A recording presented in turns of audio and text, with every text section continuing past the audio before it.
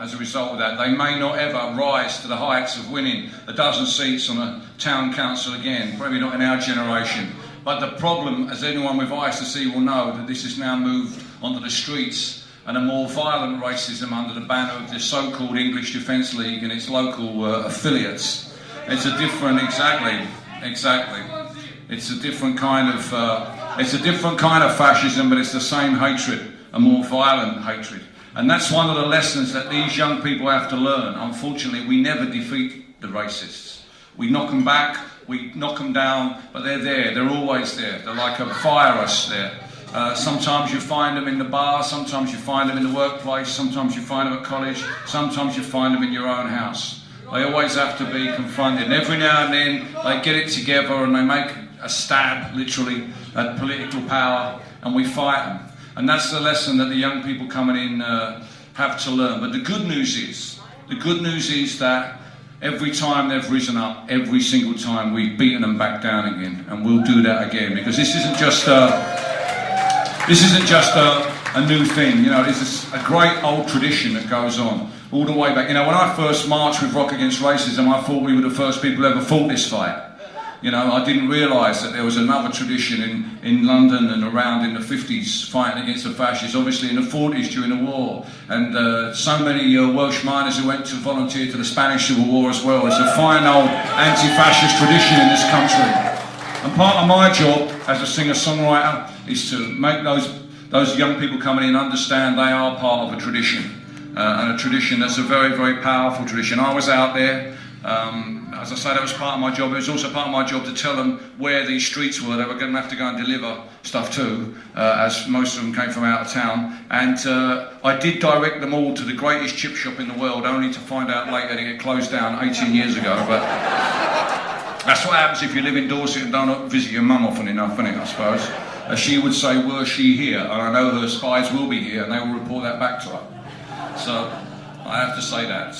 And so that was my job, was also to evoke that tradition through the songs of the anti-fascist movement, but also to provide some new ones to carry forward from such an amazing victory that we got in Barking and Dagenham, to connect the people who fought this fight long and hard to those who've just joined it, to the next generation that we hand this fight on to.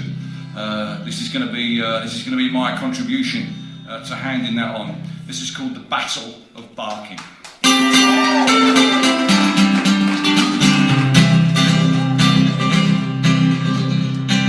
Just like the heroes of Cable Street, no passerang, no passerang. We fought the Nazis to defeat, and we'll do it again tomorrow.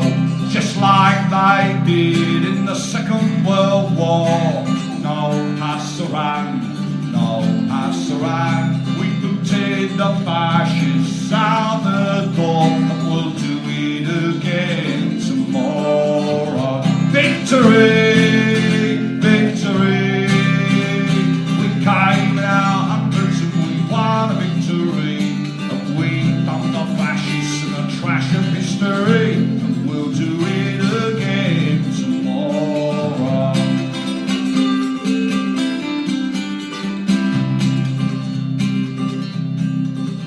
Like the punks and the rastas in the 70s.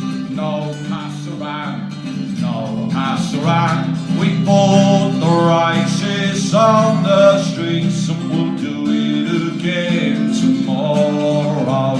Just like the people of Dagenham. No passerang, no passerang. We ran the fascists out of our town. We'll do it again tomorrow. Hope not high, hope not high.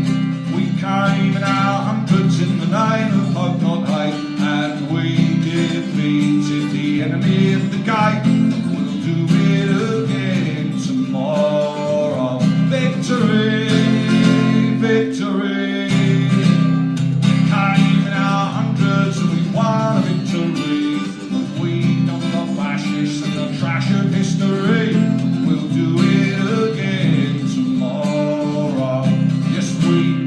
are fascists in the trash of history.